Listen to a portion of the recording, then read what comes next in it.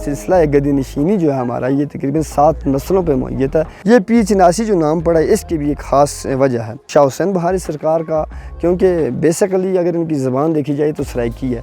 तो ये चन्न आसी के नाम से इनके वो वजीफ़ा करते थे, जिसका मतलब ये हुआ कि वो रसूल का 12वां बेटा आएगा और ज़मीन पर अदल व इंसाफ को कायम करेगा। तो चन्न आसी तो ये पीर होते, तो ये पीर चनासी। अगर हाइट के एतबार से देखें तो सतह समंदर से ये 11,000 फुट बुलंदी बनती है जहाँ पे खड़े हैं। ये कदीमी बात है कि यहाँ के लोग माल मवेशी रखते थे, भैंसें रखते थे, बैल रखते थे, भेड़ बकरियाँ रखते थे। वो ऊपर पहाड़ पे आते थे, चराते और शाम को वापस लेके चले जाते। तो